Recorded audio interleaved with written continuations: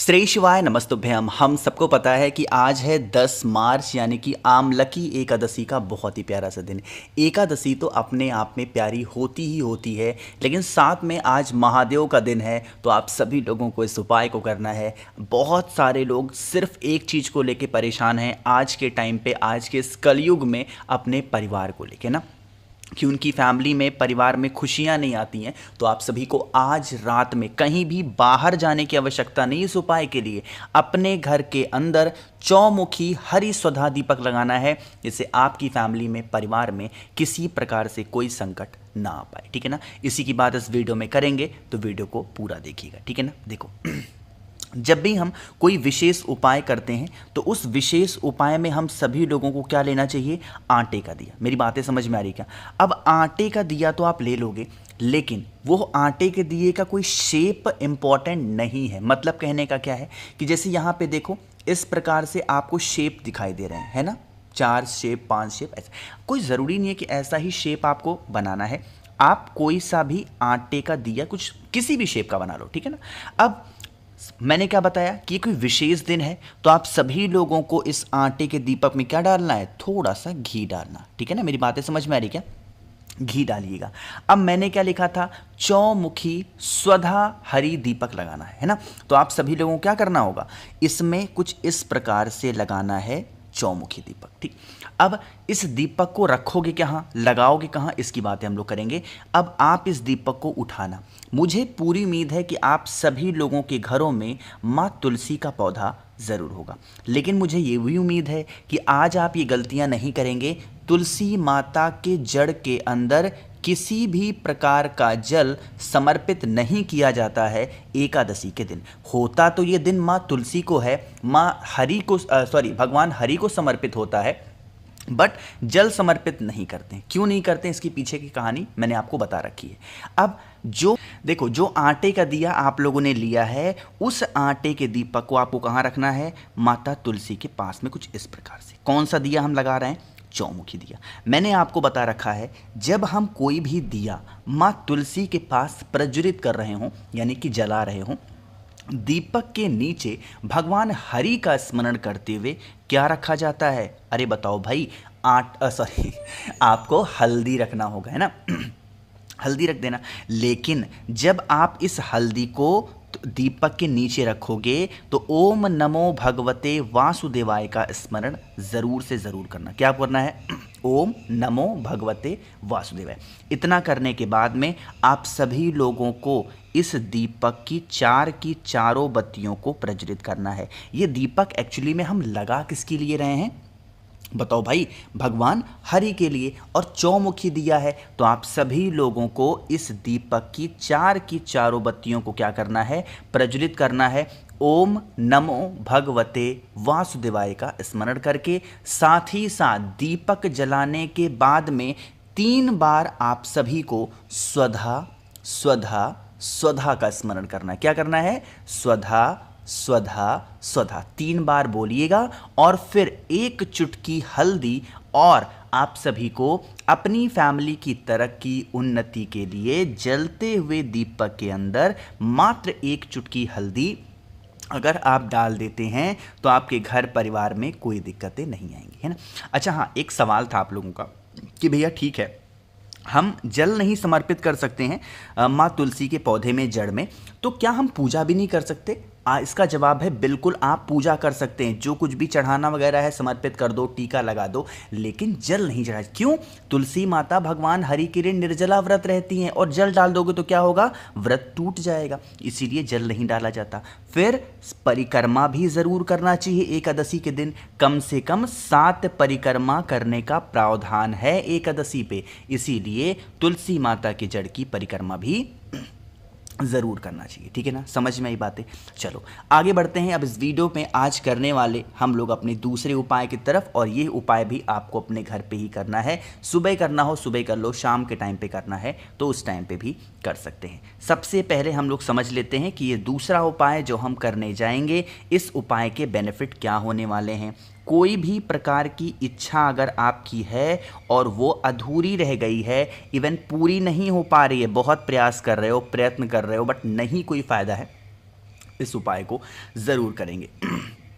Sorry, क्या करना है, एक बेलपत्र लेना, ठीक है ना। क्यों बेलपत्र ही हम ले रहे हैं? एकादशी का तो दिन है, ठीक है, वेल गुड है, लेकिन सोमवार का भी दिन है, ये हम कैसे भूल सकते हैं, इसीलिए बेलपत्र ले रहे हैं। अब बेलपत्र लेने के बाद में महादेव की सबसे प्रिय चीज़ भी लेनी है, और वो क्या होता है, लाल चंदन। और हाँ, एक चीज़ हमें और लेनी होगी, और वो है तांबे का लोटा, उसके अंदर जल भरना है। एकादशी का दिन है, इसीलिए हम गंगा जल भी कलश के अंदर ज़रूर डालेंगे, ठीक है ना। अब यहाँ पर मेरी बातों को समझिएगा, फेस रखिएगा उत्तर दिशा, नॉर्थ डायरेक्शन। और अब आप सभी लोगों को एक छोटा सा काम करना है। वो काम कौन सा है? आपको पता है कि जब कोई भी स्थिति विपरीत हो जाती है हमारे जीवन की, तो हम किसे याद करते हैं? बताओ भाई, माता अशोक सुंदरी को याद करते हैं। मैंने बताया है आप सभी को भी माता अशोक सुंदरी के स्थान पे खूब अच्छे से, जितने अच्छे से आप लेपन कर सकते हो ना लाल चंदन का, अच्छे से लेपन करना, कुछ इस प्रकार से, ठीक। लेपन कर दिया। लेपन करने के बाद में जो बेलपत्र आपके पास में है, इस लाल चंदन के ऊपर पहले रखना, मेरी बातों को पूरा सुनिएगा। इस लाल चंदन के ऊपर बेलपत्र को रखेंगे, एंड फिर आप इसी बेलपत्र को उठा करके महादेव के शिवलिंग के ऊपर समर्पित कर देंगे। बातें समझ में आ रही क्या?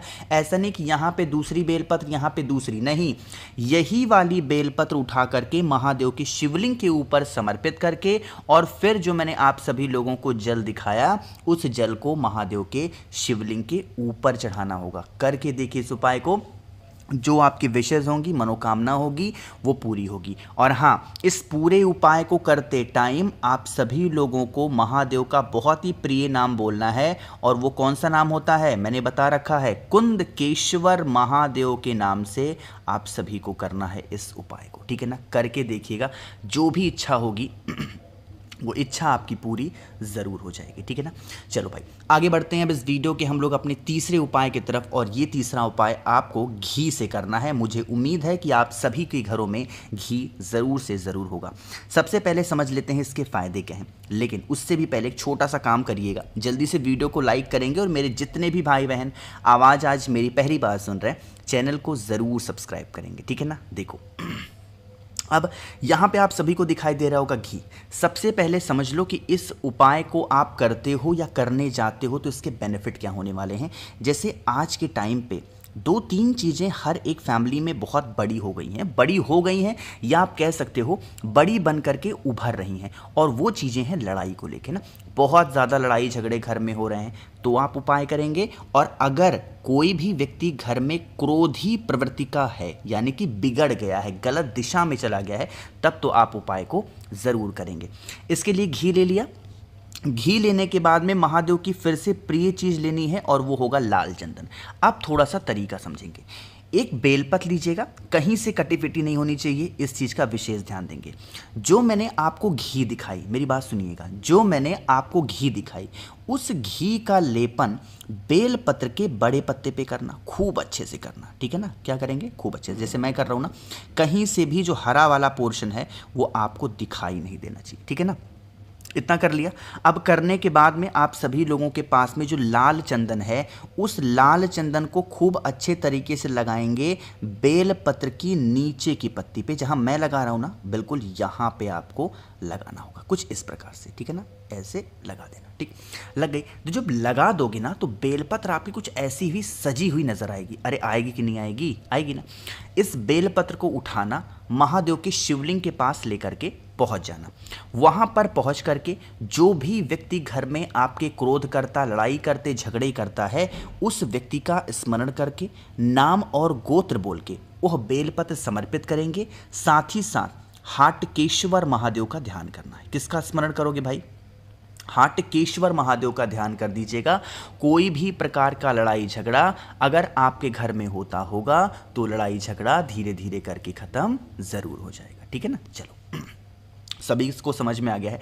आगे बढ़ते हैं इस वीडियो के हम लोग सबसे आखिरी और बहुत स्पेशल से उपाय की, जो कि हमारा चौथा है, और यह उपाय होगा नज़र को लेके कि जैसे घर में नज़र बहुत लगती हो अगर, तो आप इस उपाय को करेंगे। बहुत आसान सा है। 5 काली मिर्च लीजिएगा और साथ ही साथ आपको 5 लौंग लेने, बस 5 काली मिर्च 5 लौंग लेंगे। इन दोनों चीज़ों को अपने राइट हैंड में दाहिने हाथ में पकड़ेंगे। शिवलिंग के ऊपर से 5 बार घुमाना, रखना नहीं है शिवलिंग पे। कितनी बार घुमाओगे? 5 बार घुमाना। और आपके घर के आसपास में कोई भी हरा भरा पेड़ हो, वहाँ पर अवधूतेश्वर महादेव के नाम से अगर आप फेंक देते हैं तो आपके घर में अगर नज़र वगैरह लगती होगी तो नज़र से भी आपको छुटकारा ज़रूर मिल जाएगा। तो बहुत ही छोटे छोटे सारे उपाय थे, मैंने कोशिश की आप सभी को अच्छा समझाने की। वीडियो पसंद आई हो तो लाइक करिएगा। कुछ पूछना है नीचे कमेंट सेक्शन में पूछें। और मेरे जितने भी भाई बहन आवाज़ आज मेरी पहली बार सुन रहे हैं, चैनल को ज़रूर सब्सक्राइब करेंगे। श्री शिवाय, नमस्तुभ्यं।